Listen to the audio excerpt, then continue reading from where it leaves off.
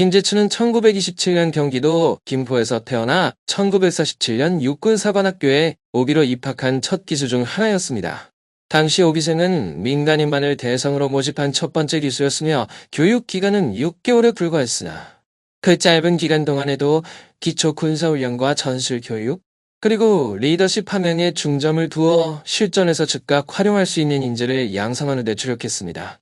그는 생도 시절에 60세기 동기인 정승화와 최명신을 비롯해 박정희 당시 교관을 처음 만나 직접 교육을 받았는데, 박정희 교관은 당시 매우 엄격하면서도 카리스마 있는 지도자로 생도들에게 깊은 인상을 남겼습니다.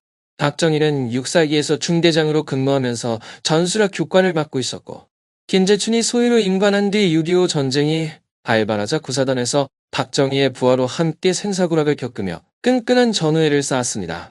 이후 박정희가 사단장으로 좌천되어 대구 육군 군사학교로 내려가자 김재춘은 현리 전투에 참전했는데, 현리 전투는 1951년 5월 강원도 인제군 현리지구에서 대한민국 육군 제3군단과 중국인민지원군 사이에 벌어진 전투로 6.25 전쟁 중 가장 참혹한 전투 중 하나로 기록되어 수많은 장병들이 희생되었으며, 그 과정에서 김재춘은 뛰어난 전술적 판단력과 용기로 부대를 이끌어 많은 동료들의 생명을 구하는데 크게 기여했습니다.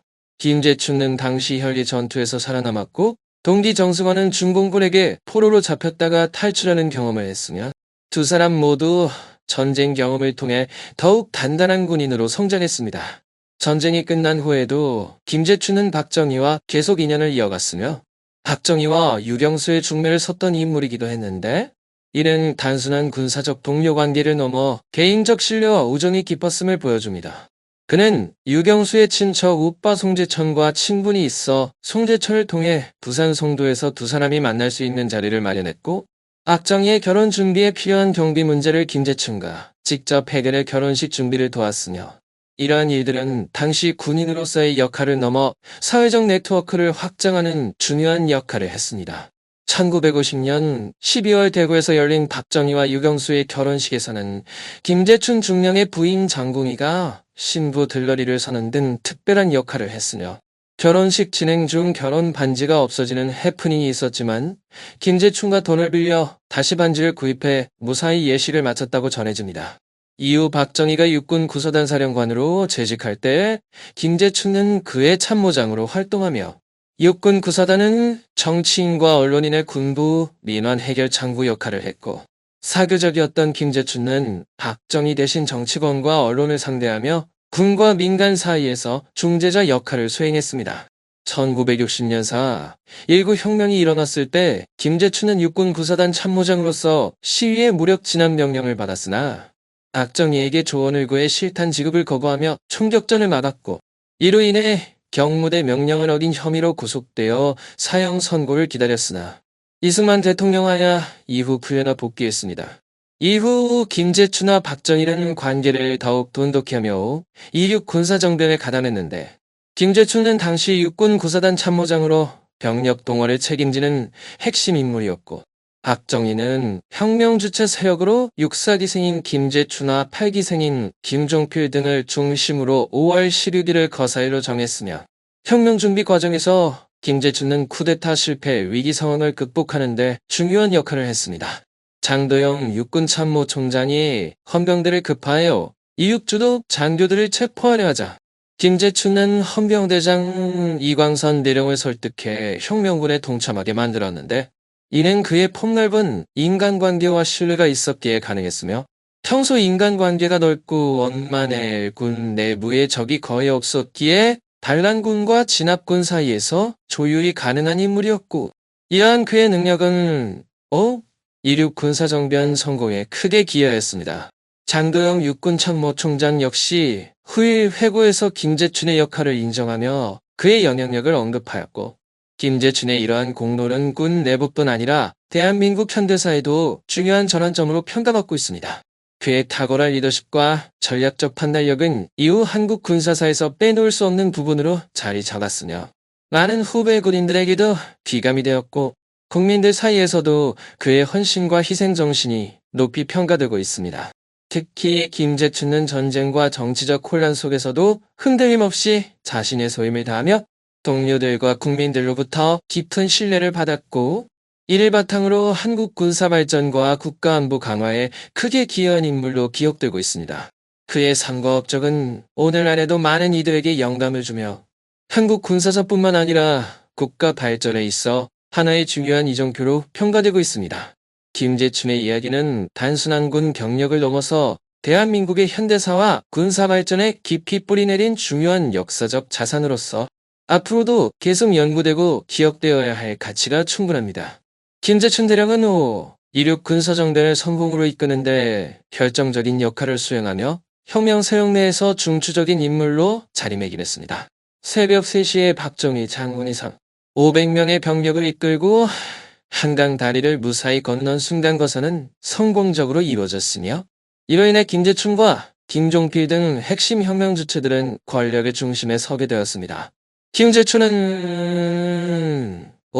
이륙 군사정변의 성공이 박정희, 찬두영, 윤보선 세 인물의 협력과 신뢰 덕분이라고 여러 차례 강조하였는데, 박정희에 대한 청년 장교들의 깊은 신뢰와 장도영 총장의 일부 부대 출동 차단 및 인원 검거로 사태 수습이 원활하게 진행될 수 있었고, 윤보선 대통령은 유혈 사태를 우려하여 미군 진압 요청을 거부하며 전방 지휘관들에게 자제를 촉구하는 서한을 보내는 등 이 세 인물이 각자의 위, 시에서 혁명의 성서를 견인했습니다.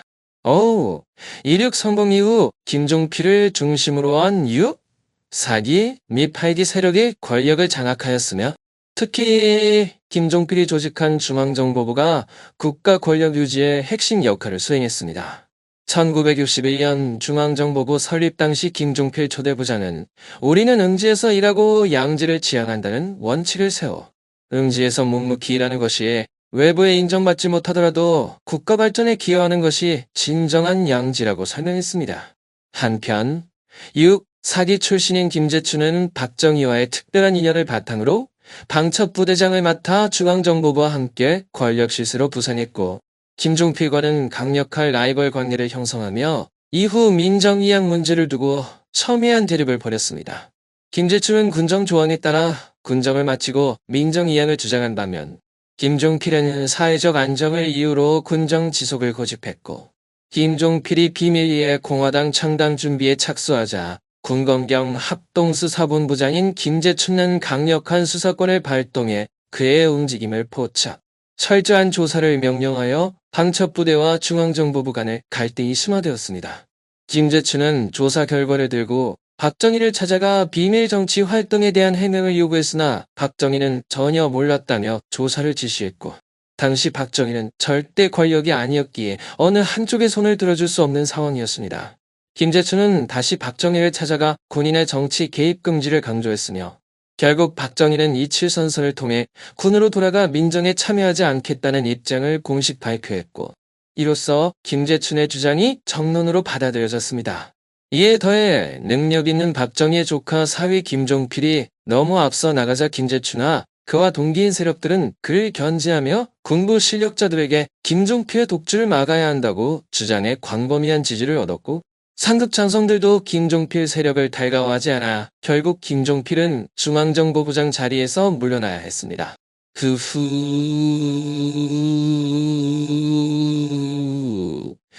4기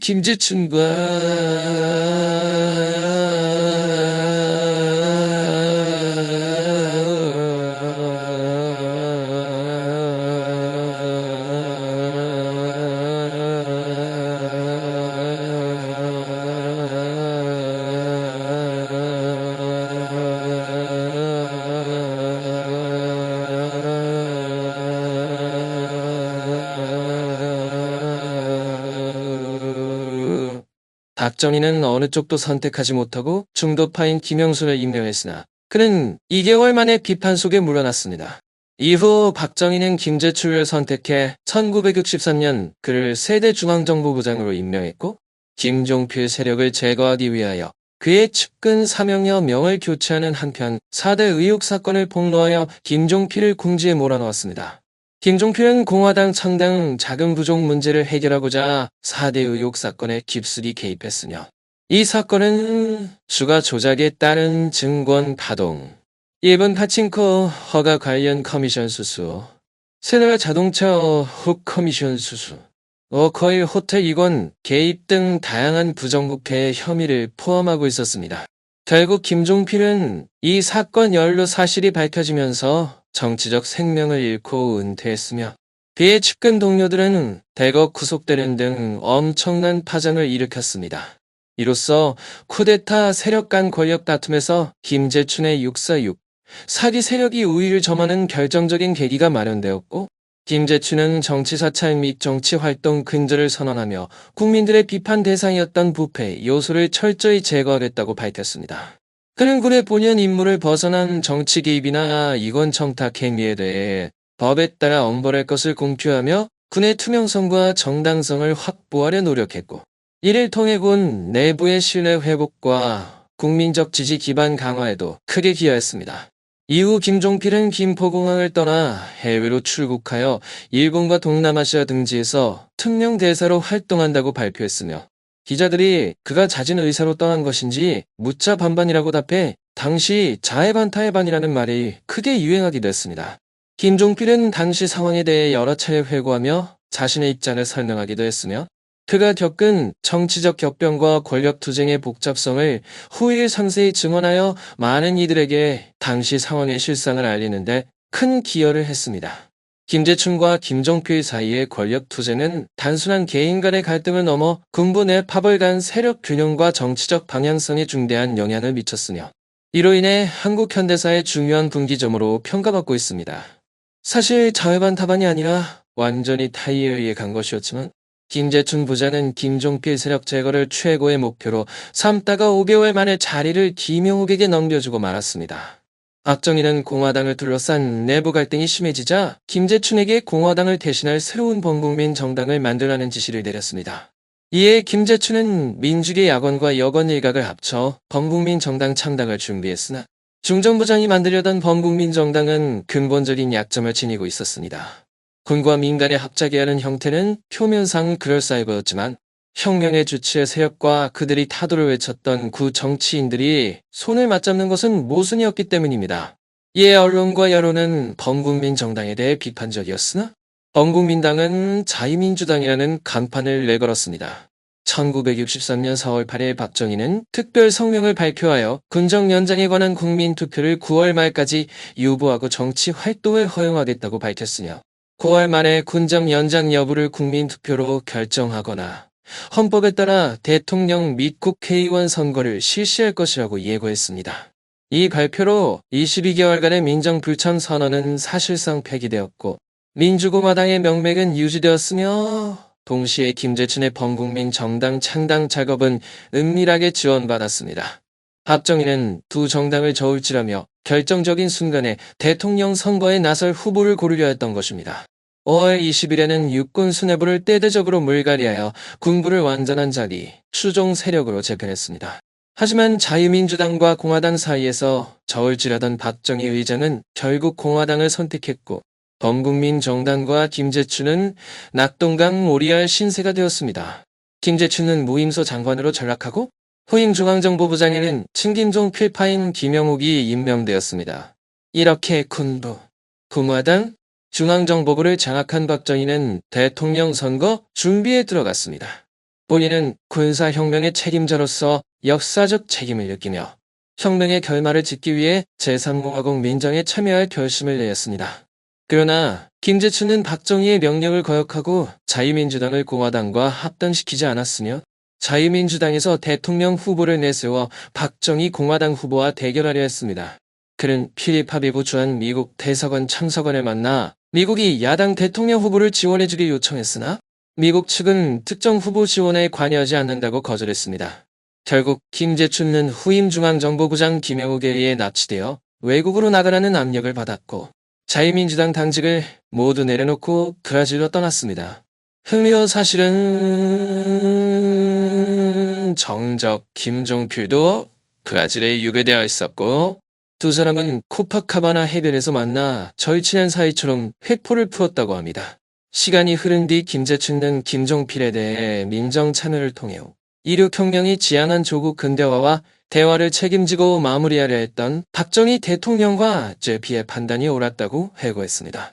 잠시 정계를 떠났던 김재춘은 8대 국회의원 선거에 출마하기 위해 여당 공화당에 공천을 신청했으나 핵심 세력들의 견제로 공천을 받지 못했고 야당 민중당 후보로 강화군 선거구에 출마해 당선되었습니다.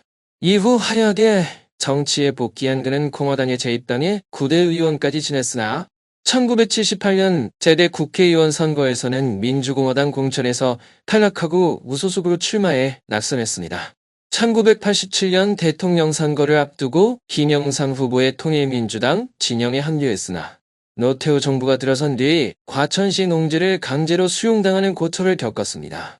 이후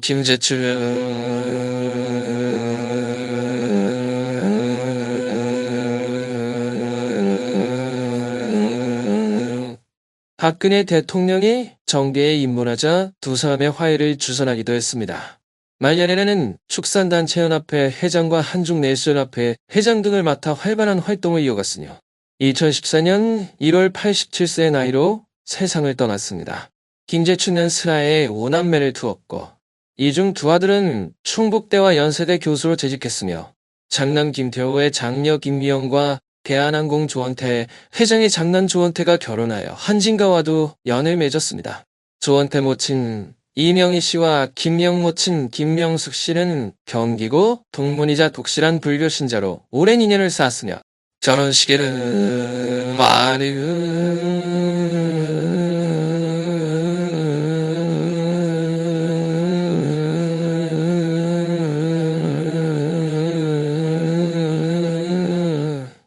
옛 라이벌 김종필도 하객으로 참석해 눈길을 끌었습니다. 생전에 김재춘은 이륙 민족상 이사장을 맡아 이륙혁명의 의미를 알리기 위한 활동을 지속했으며 이륙이 쿠데타냐 혁명이냐는 질문에 이륙은 쿠데타지만 이후 민정이 제대로 됐다면